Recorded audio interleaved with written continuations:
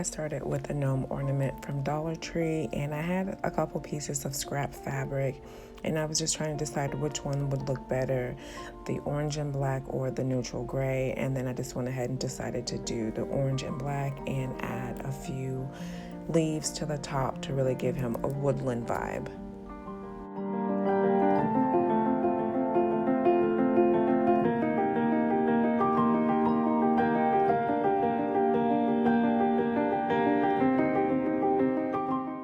So I just went ahead and started fitting the fabric to the top of his hat and gluing it down. And I knew that it wouldn't be a perfect fit because this was just a scrap of fabric that I had.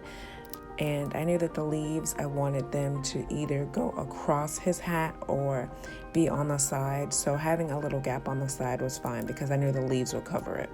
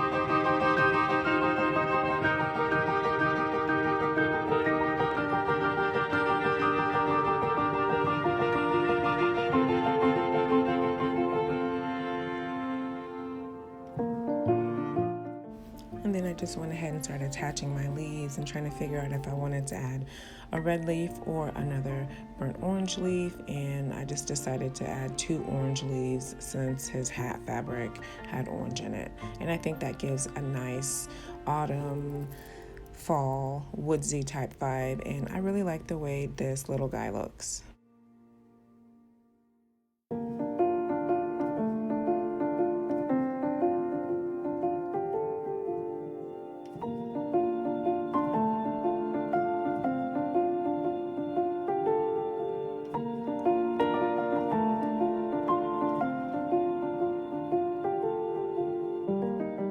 And then finally, I was trying to look at the bottom and to see if I could either pull the fabric apart or make him sit on his own by kind of pushing the fluff up. So I decided to try to attach a stone to see if I could get him to sit up. And it worked for a bit, but he eventually ended up falling over.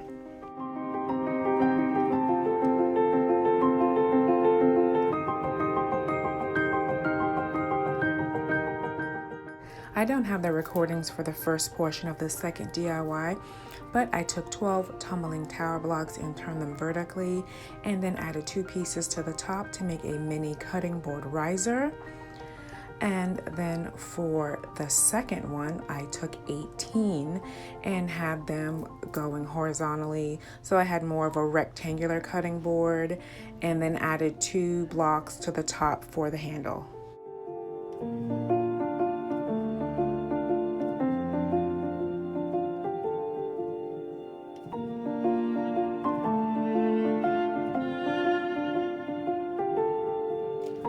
Okay, so I want to see how big I want to make the bottom portion, the legs. So I have 2.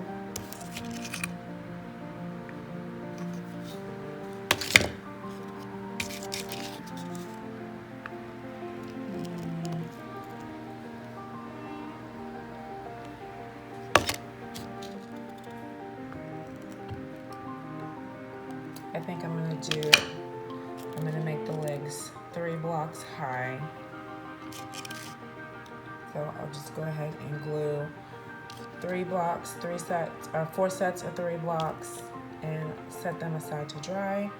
And then I will go ahead and sand everything down and then glue them onto this.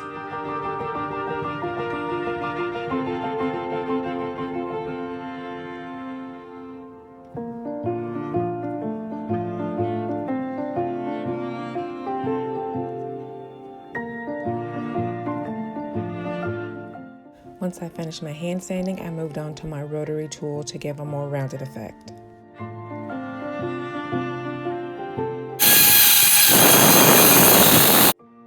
After placing a hole in the top for my string, I then added a couple of beads to give it a little decorative effect and then moved on to painting them.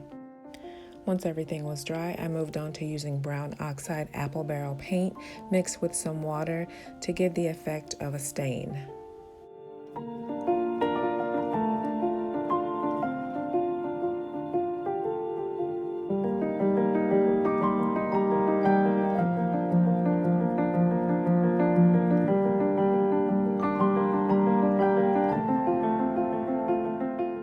I wiped off the excess just as you do with a store-bought stain.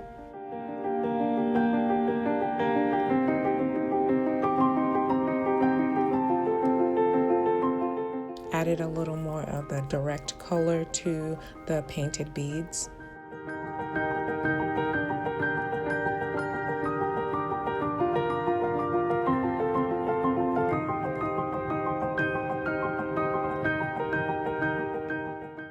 And once all that was dry, I moved on to gluing on the legs with Gorilla Wood glue.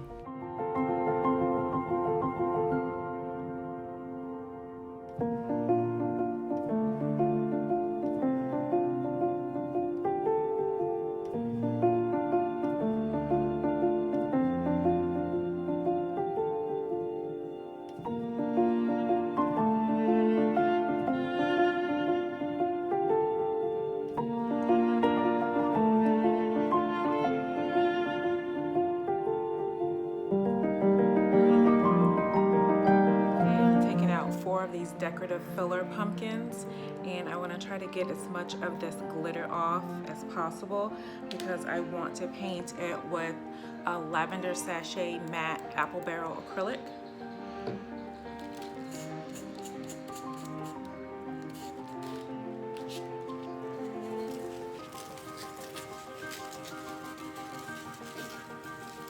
I'm going to try just rubbing them and then taking a paintbrush to it and trying to brush off some of the glitter as much as possible and then go over it with the paint.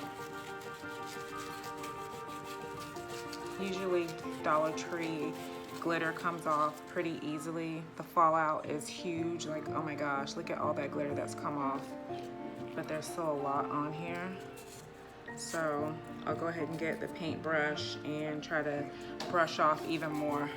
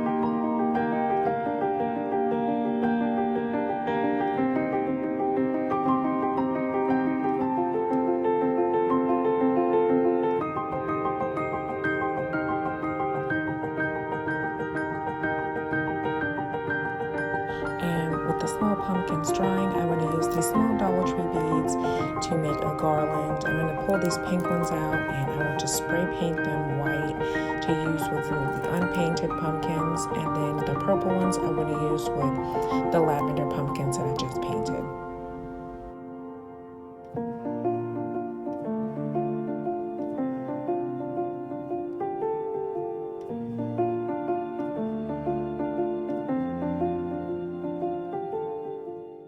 So I just went ahead and put them on the stretchy cord that was included in the package.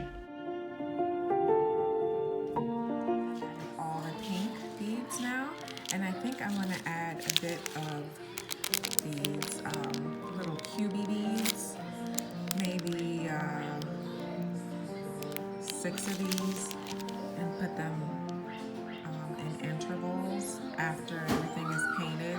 So I'm gonna string a couple of these on and then spray paint white.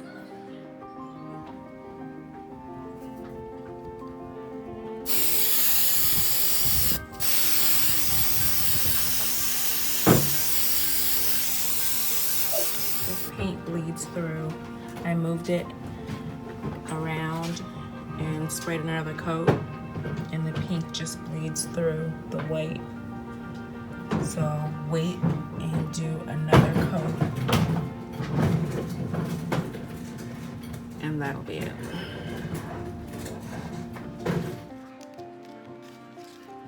Okay, it's been almost 2 hours, and this is the final result of spray painting these beads. So I'm just gonna go over it with some white apple barrel the way I usually paint these and not waste spray paint anymore.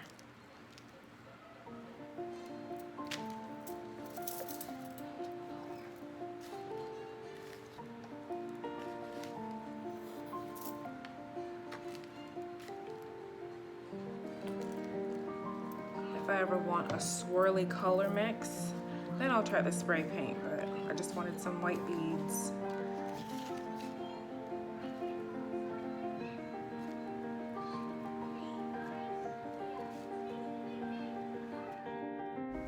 Okay, now it's time to move on to getting this lavender and purple bead garland going, and you do have to use something to kind of push open the hole in some of these beads. So I just used my skewer that I had my pumpkins on.